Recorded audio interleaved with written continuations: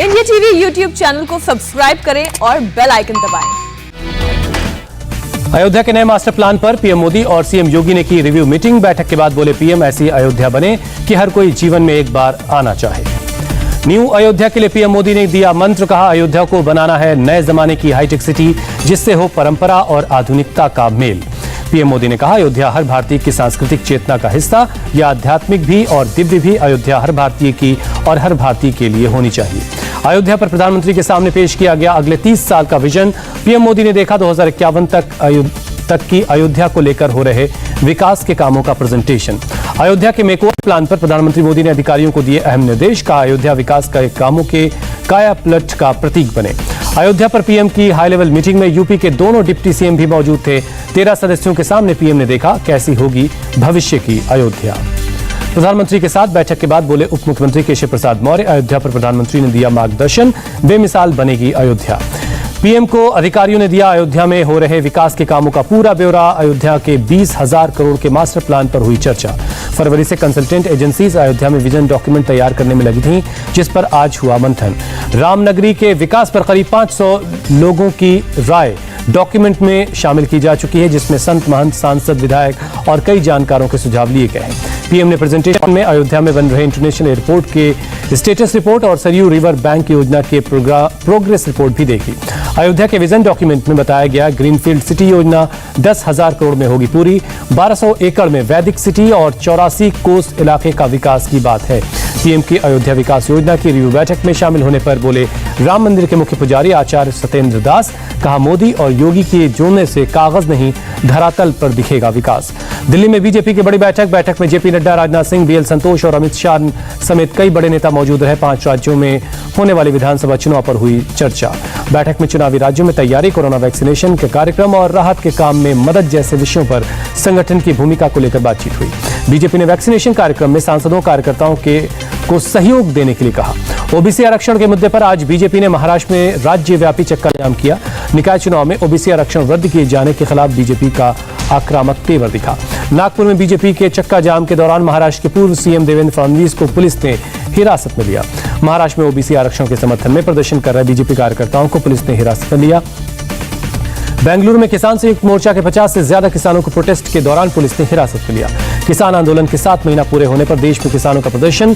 किसान संगठनों से जुड़े लोग अलग अलग राज्यों में राष्ट्रपति के नाम राज्यपालों को सौंप रहे हैं ज्ञापन। बड़ी संख्या में ट्रैक्टर के साथ आज गाजीपुर बॉर्डर पर पहुंचे किसान, पुलिस प्रशासन सतर्क है। पंचकुला में बड़ी संख्या में किसानों ने नए कृषि कानूनों को रद्द करने की मांग को लेकर ज्ञापन सौंपने के लिए राज्यपाल के आवास की तरफ मार्च किया। किसान मजदूर संघर्ष समिति के समर्थकों ने अमृतसर में जिला प्रशासनिक परिसर के बाहर प्रोटेस्ट किया। कृषि कानून के खिलाफ लखनऊ में किसानों का प्रदर्शन, रोष मार्च निकाला गया। केंद्रीय कृषि मंत्री नरेंद्र सिंह तोमर ने कहा किसानों को आंदोलन खत्म करना चाहिए, सरकार कानून के प्रावधान पर बात करने के लिए तैयार है। किसान आंदोलन पर आईएसआई की बुरी नजर, हिंसा फैलाने और किसानों को भड़काने की साजिश, खुफिया एजेंसीज ने दिल्ली पुलिस को अलर्ट किया।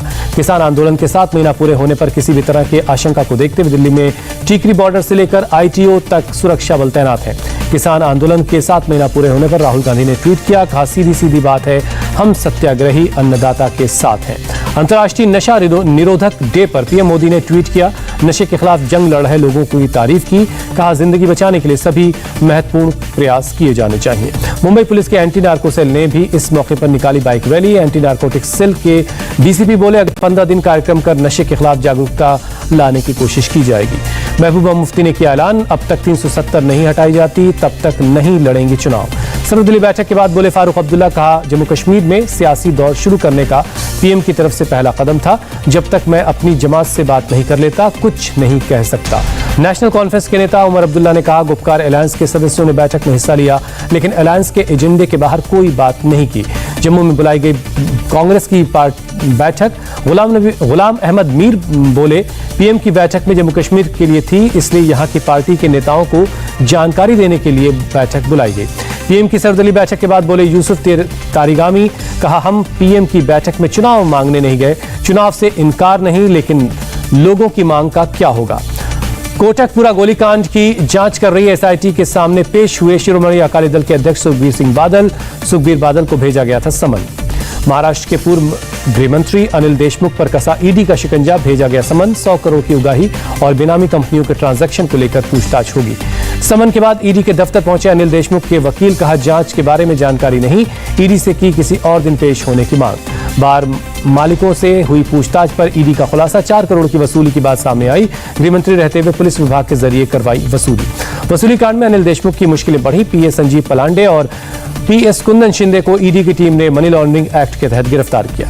रक्षा मंत्री राजनाथ सिंह कल 2 दिन के दौरे पर जाएंगे लद्दाख। राजनाथ सिंह 14 कोर के जवानों से मुलाकात करेंगे और एलएसी पर सुरक्षा की समीक्षा भी करेंगे। राजनाथ करगिल के दिग्गजों से भी मिलेंगे और बीआरओ के बनाए पुल का उद्घाटन भी करेंगे। विदेश मंत्री एस जयशंकर पहुंचे ग्रीस के विदेश मंत्री निकोस डेंडियास ने किया जयशंकर का स्वागत। पेट्रोल डीजल के दामों पर एक बार फिर भारी उछाल, दिल्ली में 98 रुपए के ऊपर पहुंचा पेट्रोल, मुंबई में कीमत 104 रुपए प्रति लीटर के पार। शिमला के आर्मी ट्रेनिंग कैंप पहुंचे आर्मी चीफ एमएम नरवणे, तैयारियों की समीक्षा की। ड्रग्स मामले में गिरफ्तार दाऊद इब्राहिम के भाई इकबाल कासकर को एनसीबी ऑफिस में पूछताछ के लिए वापस मकोका अदालत की न्यायिक हिरासत में भेजा गया। शुभेंदु अधिकारी की स्वास्थ्य मंत्री डॉक्टर हर्षवर्धन को चिट्ठी, कोलकाता वैक्सीन घोटाले की जांच केंद्रीय एजेंसी से करवाने की मांग की। कोलकाता में फेक वैक्सीनेशन के मामले में हरकत में कोलकाता पुलिस, मामले की जांच के लिए एसआईटी का गठन। कोलकाता वैक्सीन घोटाले में पकड़े गए फेक आईएएस ऑफिसर देवंजन देव की कई टीएमसी नेताओं के साथ तस्वीरें सामने आई। बीजेपी सांसदल कोच रंजन ने सोशल मीडिया पर शेयर की तस्वीरें। मुंबई की हीरानंदानी सोसाइटी में वैक्सीन घोटाले पर बीएमसी के लेटर का सीरम इंस्टीट्यूट ने दिया जवाब, कहा अलग अलग अस्पतालों के नाम से इशू 120 सर्टिफिकेट सीरम इंस्टीट्यूट ने ही भेजे थे। सीरम इंस्टीट्यूट के जवाब के बाद बीएमसी जांच में जुटी है और आरोपियों ने सर्टिफिकेट की डुप्लीकेट कॉपी बनाकर लोगों को बांटा या फर्जी सर्टिफिकेट बनाकर फेक वैक्सीन लगाई, इसकी जांच की जा रही है। नागपुर में कल म्युनिसिपल कॉर्पोरेशन के सेंटर्स पर नहीं हुआ वैक्सीनेशन, वैक्सीन का स्टॉक नहीं होने की वजह से रुका टीकाकरण। मध्य प्रदेश में वैक्सीन के डर से पत्नी का आधार कार्ड लेकर पेड़ पर चढ़ा एक शख्स डोज खत्म होने पर नीचे उतरा। अफगानिस्तान को कोरोना वैक्सीन की 3 मिलियन डोज दान करेगा अमेरिका। बाइडेन की अफगान प्रेसिडेंट अशरफ गनी से मुलाकात के बाद व्हाइट हाउस ने जानकारी दी। लखनऊ के मेदांता अस्पताल में शनिवार से होगा स्पुतनिक वी का वैक्सीनेशन, सोमवार से शनिवार तक वैक्सीनेशन की सुविधा रहेगी। आईसीएमआर के डायरेक्टर जनरल बलराम भार्गव का बयान, कोविशील्ड और कोवैक्सीन कोरोना के चारों वेरिएंट में कारगर है। बलराम भार्गव ने कहा गर्भवती महिलाओं को भी लगाया जा सकता है एंटी कोविड टीका। जम्मू कश्मीर के सीमावर्ती गांव में भारतीय सेना की मदद से चलाया गया वैक्सीनेशन अभियान, वृद्ध लोगों को घर जाकर लगाई गई वैक्सीन। भारत में हुई रिकॉर्ड टेस्टिंग, 25 जून तक 40 करोड़ से ज्यादा लोगों का टेस्ट हुआ। जून में हर दिन 18 लाख लोगों की टेस्टिंग की गई। 3 महीने बाद देश में 24 घंटे में 48,773 नए केस मिले, 1,183 मरीजों की जान गई। फरीदाबाद में डेल्टा प्लस वेरिएंट का पहला मरीज मिला। हरियाणा सरकार ने मरीज के कांटेक्ट में आने वाले सभी लोगों की जीनोम सीक्वेंसिंग कराने का आदेश दिया। लुधियाना में मिला डेल्टा वेरिएंट का मामला, 62 साल के एक बुजुर्ग में मिला डेल्टा वेरिएंट, संपर्क में आए सभी लोगों की टेस्ट किए जा रहे हैं। महाराष्ट्र में कोरोना के करीब 10,000 नए मरीज मिले, 156 की जान गई। कोरोना के डेल्टा प्लस वेरिएंट ने महाराष्ट्र सरकार की चिंता बढ़ाई। हर जिले में कम से कम लेवल 3 के प्रतिबंध लागू करने के आदेश। दिल्ली में कोरोना के 115 नए केस मिले, 24 घंटे में 4 मरीजों की जान गई। ब्लैक फंगस से आंध्र प्रदेश में अब तक 237 लोगों की मौत, 1500 से ज्यादा लोगों का इलाज अब भी चल रहा है। ऑक्सीजन संकट पर बनी सुप्रीम कोर्ट की टास्क फोर्स की रिपोर्ट में खुलासे के बाद बोले हरियाणा के गृहमंत्री अनिल विज, कहा दूसरे राज्यों में ऑक्सीजन कमी से जो मौत हुए उसके लिए केजरीवाल पर हत्या का मामला दर्ज किया जाए। केजरीवाल ने ट्वीट कर कहा ऑक्सीजन पर आपका झगड़ा खत्म हो गया हो तो थोड़ा काम कर लीजिए। दिल्ली सीएम बोले मिलकर ऐसी व्यवस्था बनाएं कि तीसरी वेव में किसी को ऑक्सीजन की कमी ना हो। मध्य प्रदेश के सीएम शिवराज सिंह चौहान ने वीडियो कॉन्फ्रेंसिंग के जरिए मंडीदीप में कोविड सेंटर का उद्घाटन किया। महाराष्ट्र के एफडीए मिनिस्टर राजेंद्र शिंगड़े का बयान, कहा अगर कोरोना की तीसरी लहर आई तो राज्य में 50 लाख से ज्यादा लोग होंगे संक्रमित। असम सरकार का फरमान, जिन लोगों को वैक्सीन की 2 डोज लगी उन्हें एयरपोर्ट और रेलवे स्टेशनों पर मिलेगी अनिवार्य टेस्टिंग से छूट।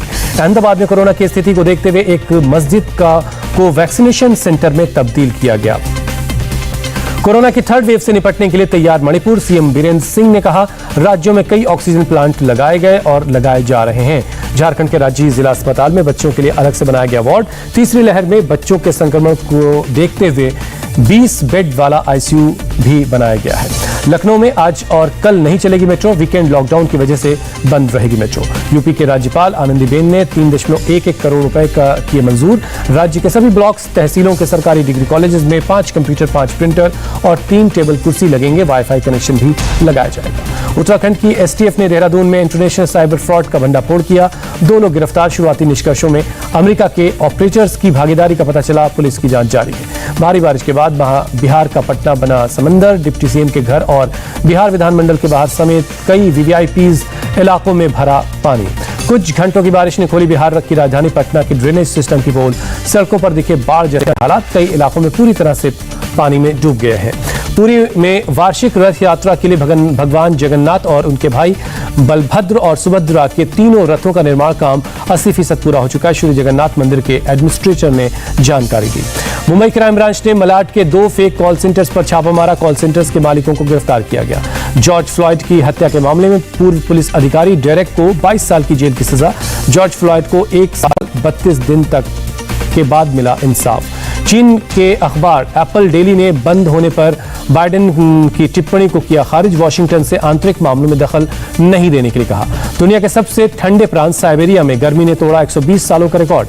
48 डिग्री तक पहुंचा तापमान। जून में यहां -11 डिग्री तापमान रहता है। तमिलनाडु के सीएम एमके स्टालिन ने टोक्यो ओलंपिक गेम्स में स्वर्ण पदक जीतने वालों को 3 करोड़ रुपए, रजत पदक जीतने वालों को 2 करोड़ और कांस्य विजेताओं के लिए 1 करोड़ रुपए देने का ऐलान किया। अजय देवगन बनाएंगे तेलुगु की सुपरहिट फिल्म नंदी का हिंदी रीमेक। इसी साल फरवरी में रिलीज हुई थी फिल्म। सोनाक्षी सिन्हा करेंगे तेलुगु में डेब्यू। अपकमिंग फिल्म में हो सकती है चिरंजीवी की हीरोइन। शाहरुख खान ने यशराज स्टूडियो में पठान फिल्म की दोबारा शूटिंग की। अगले कुछ दिनों में जॉन अब्राहम और दीपिका पादुकोण भी शूटिंग में जुड़ेंगे।